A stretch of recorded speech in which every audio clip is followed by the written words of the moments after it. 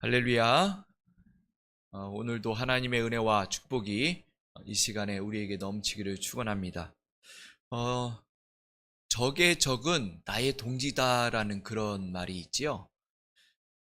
처음 들어보신 건 아니죠? 예. 나의 적에게 더 큰 적이 생기면은 나는 그 큰 적을 이제 무찌르기 위해서 그와 손을 잡을 수도 있다라는 이제 그런 얘기죠. 실제로 1954년에 세리프라는 그 사회 심리학자가 한 실험을 하였습니다. 그래서 학생들을 두 그룹으로 나눠서 캠프를 하게 되었어요. 그래서 그런 가운데 이제 그 아이들한테 갈등을 이제 서로 이제 야기시키는 그런 일들을 하게 되었습니다. 그랬더니 두 그룹에 있는 아이들이 서로 아주 막 원수같이 싸우는 거예요. 그런데 이 싸우는 정도가 너무 심하게 싸워서 완전히 갈라져서 진짜 죽일 듯이 그렇게 싸우더랍니다. 그래서 이제는 그 진행자를 한 명을 투입을 시켰습니다. 그래서 그 진행자를 두 그룹의 학생들을 괴롭히기 시작했어요. 그래서 막 힘든 일을 시키고 막 어렵게 만들고 그랬더니 두 그룹의 학생들이 이제 진행자를 욕하는 거예요. 진행자를 욕하면서 막 비난하고 막 그러면서 서로 친해지게 되었어요. 그래서 손잡고 그 어려움 난관을 같이 헤쳐나가는 그런 모습을 보게 되었다라는 겁니다. 어떻게 보면은 우리가 살아가는 이 사회 속에서도 그런 일들이 종종 있습니다. 어려운 그 원수 같은 사람이 이제 있을 때에 더 큰 그 어려운 문제라든가 더 큰 그 원수 같은 그런 악한 사람이 생겨나면은 일시적으로 손을 잡는 그런 일들이 있죠. 오늘 말씀도 바로 그런 상황이 벌어지고 있습니다. 오늘 말씀의 그 배경을 보면 다윗이 사울의 핍박과 그 사울이 계속 공격하는 것을 피해서 적진인 블레셋에 투항을 하게 됩니다. 그래서 이 블레셋으로 도피를 하게 되는데, 그런데 블레셋의 아기스 왕이 다윗에게 시글락이라는 그 성읍을 내어주게 됩니다. 그런데 이 다윗이 왜 블레셋으로 도망하게 되었을까? 블레셋은 이스라엘의 적입니다. 그리고 지금 이 본문의 이 상황에서, 그 현재 상황에서도 계속 적이에요. 이 블레셋이 한 번도 이 이스라엘의 그 아군이 된 적이 없어요. 계속적으로 적이었습니다. 그리고 다윗은 블레셋에게 있어서 철천지 원수와 같은 존재입니다. 왜냐하면은 그 블레셋의 그 장수였던 그 골기앗을 무찌르게 되고, 그리고 블레셋을 공격한 여러 가지 전과들이 있습니다. 그렇기 때문에 이 다윗이 블레셋에 들어간다라는 것은 사자굴 속에 사자 입속으로 기어 들어가는 것과 같은 그런 상황입니다. 그리고 얼마 전에도 이 블레셋에 들어갔다가 자신의 정체가 발각이 되어서 미친 척하고서 도망쳐 나온 그런 사건도 있습니다. 아니, 그런 상황이 있었음에도 불구하고 왜 굳이 블레셋으로 갔을까? 상당히 위험한 상황 아닙니까? 위험을 자처하는 그런 상황이지요. 자칫하면은 그 자신만 위험할 뿐만 아니라 자신이 데리고 갔던 600명 그 군사들과, 그리고 600명의 가족들이 있어요. 그 아내라든 결혼한 사람들은 아내라든가 자식들 다 합치면 1000명이 넘습니다. 그 일원들이 다 함께 위험에 빠질 수 있는 그런 상황인 거예요. 그런데도 무슨 배짱이 있어서, 아니 무슨 믿는 구석이 있어서 이 블레셋 진영에 들어갔냐 이거죠. 물론 블레셋이 이스라엘과 가깝고 그리고 이제 후위를 도모하기 위해서는 그 가까운 곳에 있으면 좋겠지만, 그리고 사울이 블레셋에 들어가면 자신을 쫓지 않을 거라고 생각할 수도 있지만 너무나 또 위험한 상황이라는 거죠. 그 현장 자체가 다윗과 그곳에 있는 모든 사람들에게 위험을 자처할 수 있는 그런 모습이라는 거예요. 도대체 다윗은 무엇을 믿고 있는 것일까요? 다윗이 믿고 있는 그 무엇인가, 그것을 살펴보자면 첫 번째로는 다윗 자신에게 있는 진실함과 성실함을 그는 알고 있었습니다. 그것을 믿고 있었어요. 다윗에게 이 사울이 적인 것처럼 블레셋에게도 사울은 엄청난 적입니다. 왜냐하면 블레셋이 가나안 땅에서 살려면은 이스라엘을 몰아낼 수밖에 없어요. 그러려면은 사울 왕을 무찌르고 이스라엘을 무너뜨려야 되는 겁니다. 왜냐하면 블레셋이 점점 인원도 늘어날 뿐만 아니라 강성해지고 있어요. 그렇기 때문에 이 큰 적인 사울과의 이 전쟁에서 승리해야 되는 겁니다. 그런 상황 속에서 다윗이라는 장수가 블레셋에 귀화를 했다?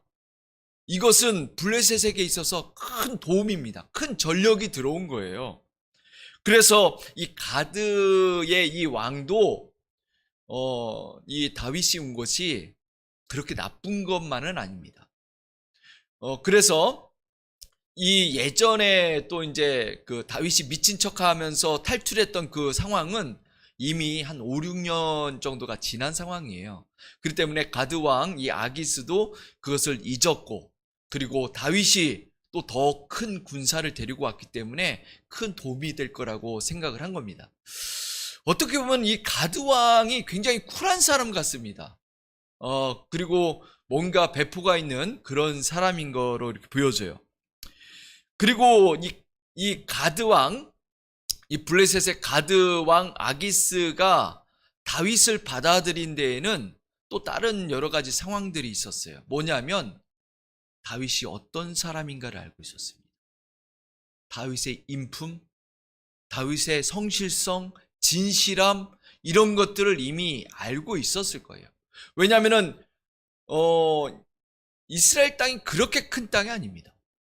거기에 다윗이라는 존재가 사울에게 쫓겨다니고 그런 소문이 이미 들렸을 겁니다.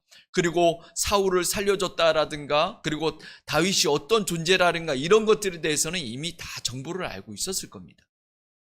그렇기 때문에 이 다윗을 받아들이고 다윗이 온 것을 굉장히 기뻐했고, 그래서 시글락이라는 그런 성까지도 내주게 됩니다. 그리고 이 다윗도요, 이 블레셋에 가서 그냥 있었던 게 아니에요. 공짜로 거기에서 성에 거하면서 먹고 놀고 한 것이 아니라 이 블레셋 왕 아기스의 마음에 들려고 굉장히 노력을 합니다.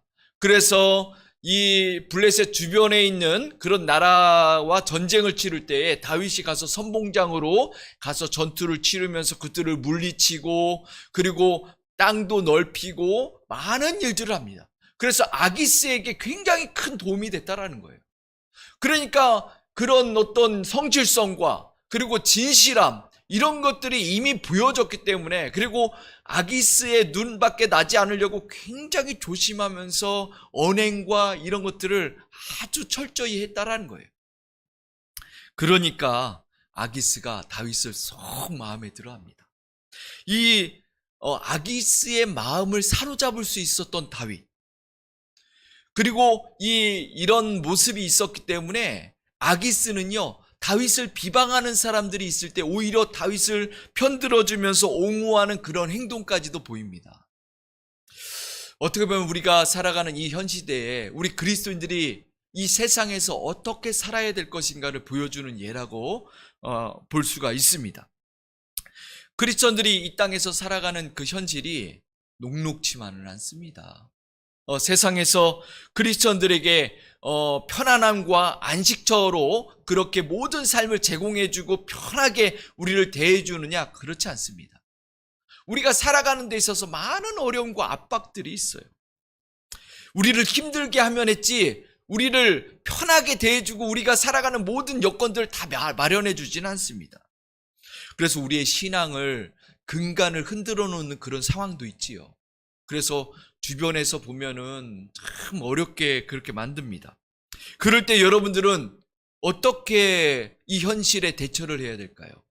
원망합니까? 그들과 함께 같이 공격하고 같이 비방하고 같이 욕하고 그렇게 살아야 될까요? 아니면 때로는 회피하고 도망가는 것이 우리 그리스도인들의 참 모습일까요? 다윗은 그러지 않았다라는 거예요. 다윗은 그 악한 상황, 위기적인 상황, 그리고 자신에게 어려운 그런 상황이 있을 때에 오히려 그것을 부딪히면서 그 가운데 자신의 성실성과 진실함을 보여주면서 그것을 대처해 나갔다라는 겁니다. 그리고 그들을 변화시키고 그들에게 인정을 받았다라는 거예요. 우리가 하나님의 자녀가 이 세상에서 진실하고 성실하고 정말 나의 신앙을 가지고 살아갈 때에 세상 사람들이 그것을 인정해 줄 수 있을까요? 그리고 세상을 우리가 신앙을 가지고서 살아갈 때에 우리가 그들을 변화시키고 그 세상을 변화시킬 수 있을까요? 다윗은 변화시켰다라는 거예요. 다윗은 그들에게 인정을 받았다라는 거예요. 다윗은 원수까지도 변화시키고 그리고 그들에게 오히려 인정받는 그런 삶이 되었다라는 거예요. 아기스뿐만 아니라 자기를 죽이려고 하는 사울왕도 다윗을 인정했다라는 거예요.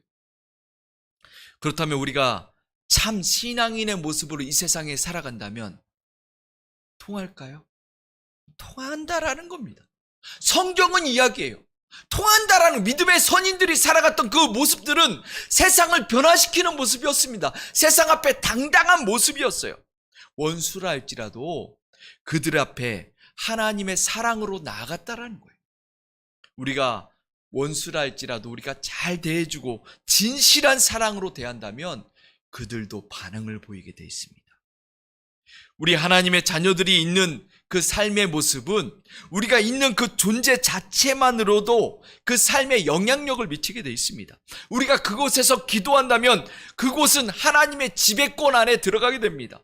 우리가 서 있는 그곳은 하나님의 사역장이 되어지고요. 하나님의 자녀가 있는 곳은 생명의 자리가 되어진다라는 거예요. 그렇기 때문에 우리가 이 세상에 나아갈 때 절대 굴하지 말고 또한 우리가 그것으로 인하여 기죽거나 우리가 나약해질 필요가 없습니다. 우리가 있는 그 현장에는 하나님이 함께하는 현장이라는 것을 잊지 않기를 축원합니다. 두 번째로 다윗이 이 블레셋의 그 땅에서 담대할 수 있었던 것, 그곳에서 살아갈 수 있었던 것은 절대적으로 하나님의 도우심이 있을 것을 믿기 때문에 그랬습니다. 하나님이 자신과 함께할 것을 이 다윗은 믿고 있었어요. 그래서 다윗이 서 있는 곳, 그곳은 블레셋 땅이에요. 위험이 도사리고 있는 사망의 땅입니다. 이 살얼음판과 같은 그런 곳이에요. 그래서 발을 잘못 헛디디면은 언제든지 빠질 수 있는 곳이에요. 여러분들 살얼음판을 걸어본 적이 있으십니까? 예, 저는 어렸을 때 이제 저희 동네 앞에 개울이 있었기 때문에 얼음이 얼면 거기서 이제 썰매도 타고 그래서 물고기도 잡고 이제 하면서 많이 놀았어요. 그런데 살얼음판은요, 밟으면은 그 빙판이 두꺼운 데는 아무 소리가 안 나요. 그런데 살얼음판을 밟으면 꾸렁꾸렁꾸렁꾸렁 소리가 나요. 그러면 걸을 때마다 굉장히 두렵습니다. 조심해서 걸어요. 그러다가 잘못 발을 이제 얇은 곳에 헛디디면 그냥 푹 빠져버리는 거예요. 우리가 살아가는 그 현실이 그런 살얼음판일 수도 있어요. 다윗은 지금 블레셋 땅에서 살얼음판을 걷고 있는 겁니다. 그렇다면 그런 가운데 이 다윗은 무엇을 해야 될까요? 나의 생명의 위협을 받고 있어요. 내가 어려운 곳입니다. 그렇다면 하나님 앞에 기도할 수밖에 없는 거 아닙니까? 그래서 시편 23편은 이 다윗의 노년기에 쓴 시라고 이야기를 합니다. 그곳의 4절에 보면 이렇게 고백되어지고 있어요. 내가 사망의 음침한 골짜기로 다닐지라도 해를 두려워하지 않을 것은 주께서 나와 함께 하십니다. 다윗이 거닐었던 여러 순간들, 사망의 골짜기와 같은 그런 순간들이 있습니다. 그 가운데 이 블레셋이라는 이 땅, 그곳에서 살아가는 1년 4개월의 그 시간은 다윗에게 있어서 엄청난 사망의 골짜기였을 겁니다. 가장 위험하고 가장 위기적인 그런 상황이었을 수도 있어요. 들어가기는 쉬웠는데 그곳에서 살아간다라는 것은 또 다른 상황이에요. 그곳에서 또 언제 나오게 될까? 그 많은 두려움과 걱정과 위기와 그런 상황 가운데 살아가야 돼요. 그 혼자 사는 것도 아니잖아요. 600명의 군사들과 그의 가족들 1000명을 거느려야 되는 그런 대표자로서 왕으로서 살아가는 겁니다. 어떻게 보면은 막중한 책임이 있고요. 정말 간절하게 하나님 앞에 부르짖을 수밖에 없는 그런 상황이에요. 그런데 그곳에도 하나님의 은혜가 임하더라는 겁니다. 그것도 하나님의 은혜의 땅이 되었다라는 거예요. 어떤 상황들이 벌어지냐면은 다윗이 아기스에게 요청을 해서 시글락이라는 그 성에 들어가요. 그런데 오늘 그 말씀에는 이 사무엘서에는 기록되어지지 않았지만 역대상 12장에 보면은 이런 장면이 나옵니다. 역대상 12장에 보면 시글락의 용사들이라는 그런 이제 시글락의 용사들이 나오는데, 다윗이 기스의 아들 사울로 말미암아 시글락에 숨어 있을 때에 그에게 와서 싸움을 도운 용사 중에 든 자가 있었으니 그들은 활을 가지고 좌우손을 놀려 물매도 던지며 화살을 쏘는 자요 베냐민 지파 사울의 동족인데 그 이름은 이러하니라 하면서 쭉 이름들이 나와요. 여기서 이상한 대목을 발견했습니까? 시글락에 온 용사들, 그들이 어떤 사람들이라고 그랬어요? 사울의 동족 베냐민 지파 사람들이다 라고 얘기하고 있어요. 이게 어떻게 가능한 일이죠? 아니, 이 베냐민 지파는 다윗 유다 지파와 원수지간이에요. 지금 다윗을 쫓아다니는 사람들이 베냐민 지파 사람들이고요, 사울의 군사들입니다. 그런데 지금 시글락에 있을 때에 그 시글락에 온 그 군사들, 용사들이 누구라고요? 사울의 군사들, 베냐민 지파 사람들이라는 거예요. 이게 바로 하나님의 은혜입니다. 그러면은 이 사람들, 성경에 보니까 이 사람들의 명단이 쭉 나오면서 그들이 다윗에게 든 자다, 다윗의 마음에 들었고, 그리고 최고의 용사들의 그 명단에 올라갑니다.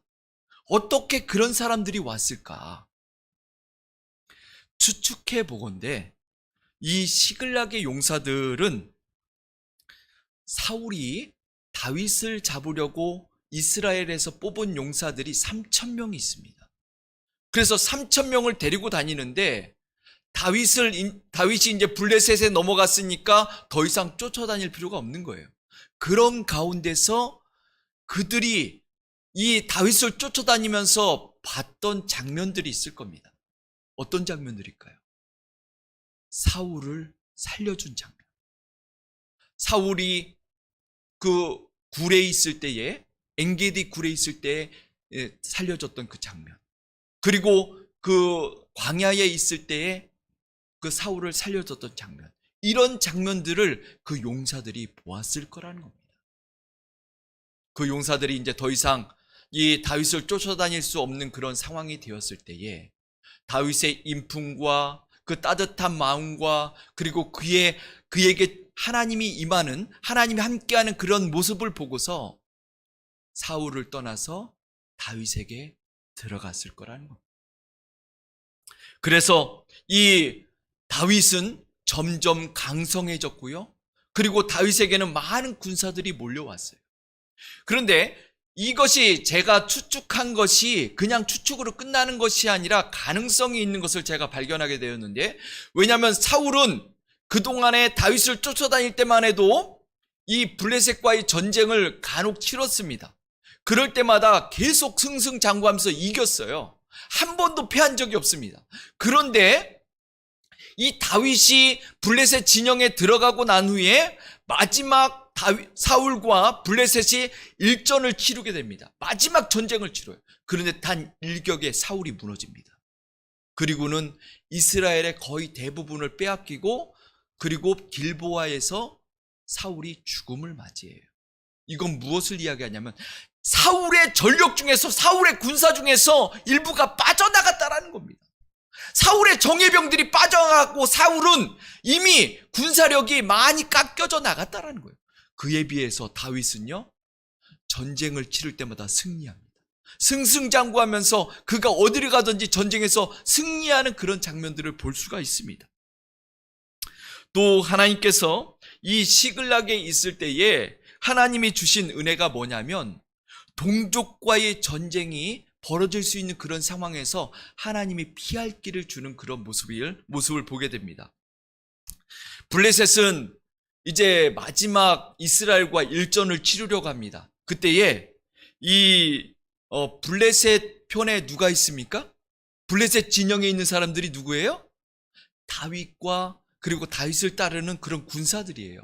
그러니까 아기스 왕이 뭐라고 요청을 하냐면은 다윗에게 너는 이스라엘과 전쟁을 치를 때 맨 앞장서 가지고 선봉장으로 이스라엘과 싸우라라고 얘기합니다. 그러니까 다윗이 뭐라고 그랬냐면은 알았다라고 얘기해요. 그런데 이건 굉장히 위험한 상황입니다. 왜냐하면은 자기 동족과 싸워야 되는 상황이에요. 그런데 내가 안 싸우겠다라고 얘기하면 어떻게 합니까? 배신자. 너 여기에서 몰래 숨어 들어온 거지. 너 간첩이지. 하면서 그 다윗이 죽을 수밖에 없는 그런 상황이에요. 그렇다고 가서 싸우자니 싸운다라는 것은 더 위험합니다. 다윗의 인생은 거기서 끝나는 거예요. 더 이상 돌아올 수 없는 강을 건너는 거예요. 블레셋에 들어온 것도 사실 이스라엘 백성들이 볼 때에는 좋지 않은 모습입니다. 그런데 자기 동족까지 죽였다? 이것은요, 다윗의 인생이 거기서 끝나는 겁니다. 이스라엘의 왕, 이건 물 건너간 거고요. 이스라엘 사람들에게 비난받고, 그리고 다윗은 더 이상 이스라엘에 살 수 없고 외부로 떠돌아다닐 수밖에 없는 그런 모습이 되어질 수 있는 겁니다. 완전히 진퇴양난의 상황이에요.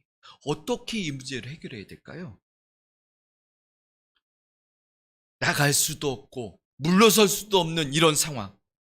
그런데 하나님은 기가 막힌 타이밍에 다윗을 도우시고 하나님이 그 순간에 개입을 하십니다. 뭐냐면 블레셋 방백들이 다윗의 참전을 반대하는 거예요. 다윗이 참전을 하면은 혹시라도 그가 마음을 돌려서 이스라엘 편에 서면 우리는 굉장히 위험해진다. 그렇지 않아도 이 다윗의 군사력이 막강한데, 그래서 방백들이 반대를 하는데, 이 블레셋에는 5방백이 있습니다. 5지역에 방백이 있는데 뭐냐면 그 한 지역을 다스리는 영주들이에요. 그 영주들이 모여가지고 한 사람의 왕을 대표로 한정기간 동안 뽑습니다. 그게 지금 아기스입니다.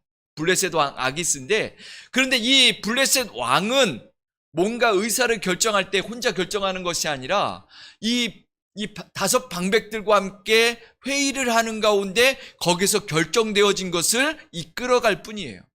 그런데 4명의 방백들이 반대한다. 이것은 뭐예요? 되어질 수 없는 겁니다. 그래서 아기스가 이야기합니다. 다윗이여, 전쟁에 참여하지 말라고. 지금 방백들이 반대하기 때문에 참여하지 말라고. 이때 다윗이 어떻게 해야 될까요? 그래요? 어쩔 수 없지.